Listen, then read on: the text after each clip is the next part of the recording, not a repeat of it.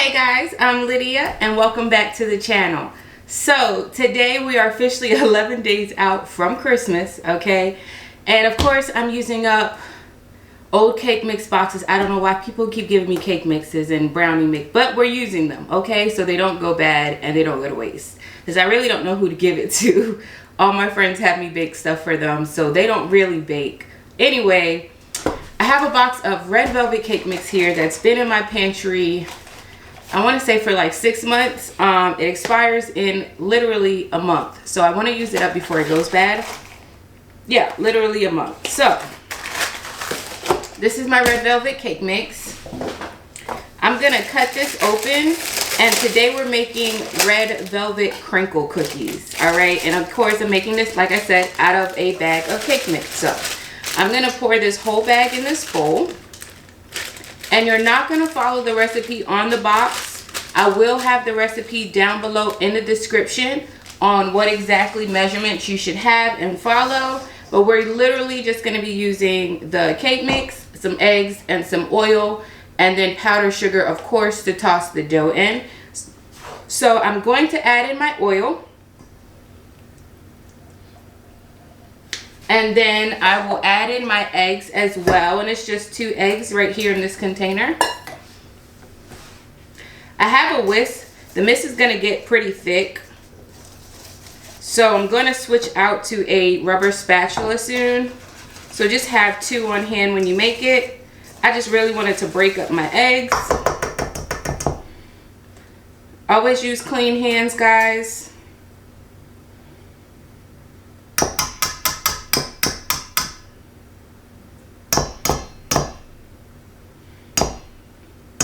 I'm just going to scrape that off and then switch to my spatula. So I'm just going to mix this up as best as I can. Try to get all of your powdered mixture in there. This, like I said, this is going to be really thick, which is good. Once I get the dough mix, I'm actually going to put it right into the fridge for about an hour so it can firm up. And then we'll actually toss it in the powdered sugar and start to bake it.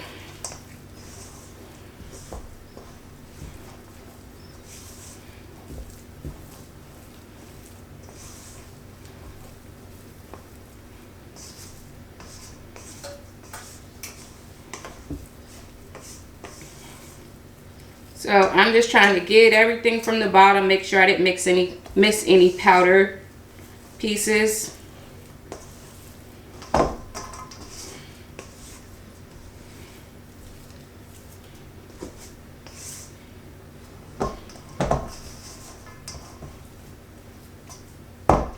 So that's what our dough looks like. You can see it's kind of sliding and moving as I move my pan around. So again, I'm going to get this straight into the fridge for about an hour before we start scooping our cookies out and putting them on the cookie sheet. If you want, you can also pre-scoop them, put them on a cookie sheet, and then throw them in the freezer for maybe 15 to 20 minutes to speed up the process. But I'm not in a rush today, so we're just going to pop this right into the fridge. Alright guys, so we're back. Our dough is out of the fridge. You see now I can turn it, not moving at all, which is what I want. A nice stiff dough. So I have 2 scoops here. I'm trying to decide which one I want to use and how big I want the cookies to be. I think I'm going to actually go with the smaller one for now. And if I want to switch over and do small and big, I'll just do that. Okay, so I'm just going to scoop my cookies out. Drop it, and I have a little bowl here of powdered sugar, and I'm just going to drop it right in. Roll it around. Just like that. And I'm going to pick it up and sit it right on my lined cookie sheets. My cookie sheets are lined with silicone mats. These are like my macaron mats. But if you flip it over, it's just plain. The other side has like the actual lining for it. So I'm just going to keep scooping. Dropping it in. Roll it around. Rolling, I'm rolling, I'm rolling, rolling, rolling. Pick it up and put it on my mat. Rolling, I'm rolling, I'm rolling, rolling, rolling. The only good thing, guys, I can say about making stuff from like box mixes, which I really do enjoy, is not only how easy it is, but if you check the box of the Duncan Hines mix, I don't know about the other brands, um, but if you check the box, they're all dairy free. Most of them are most of them are like majority of allergy free, like nut free, dairy free, stuff like that. And as y'all know, we have a dairy allergy in my house. So it makes it very easy to not have to buy almond milk and dairy free butter and stuff like that when I make cookies out of cake mix boxes. So that I do enjoy, and I'm not going to lie about that. Occasionally, just break up your powdered sugar so it makes it easier to roll. I just have this little bit of dough left, guys. Okay? I really don't want to have to pull out a whole nother baking sheet for one cookie. So I am going to turn this into one giant cookie and just bake it on this little pan right here.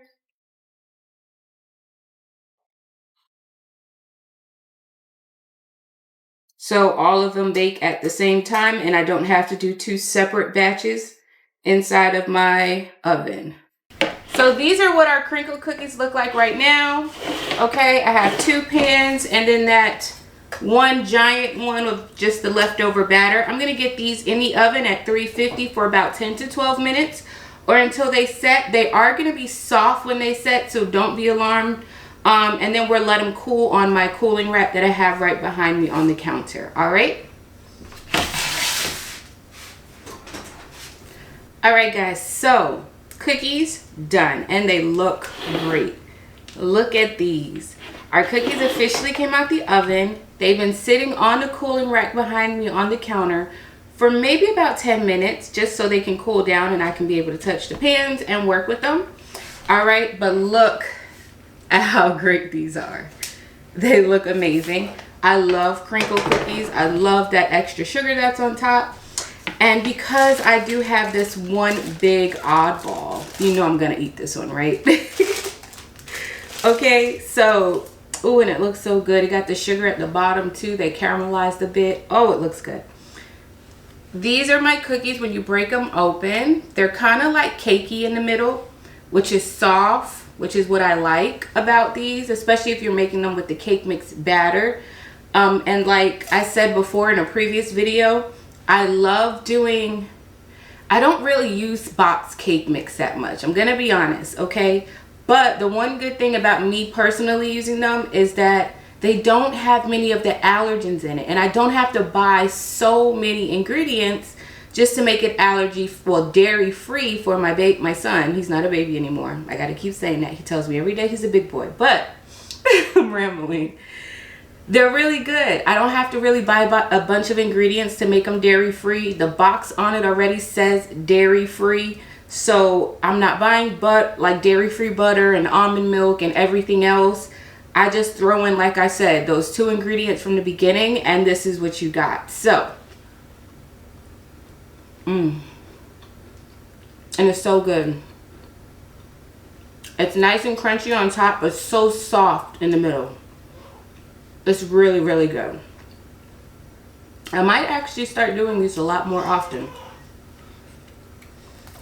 But anyway, guys, if you do like this video, make sure you hit that like button down below and subscribe to the channel because 86% of my viewers, especially some of my returning viewers, are not subscribed to my channel.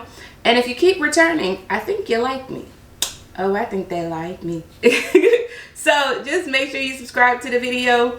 Well, subscribe to the channel. Like this video if you do like these type of recipes. They're quick, maybe 5 minutes to throw together and whatever your baking time is. If you do like these type of videos, I will do some more in the future. But anyway, I'm going to eat this cookie.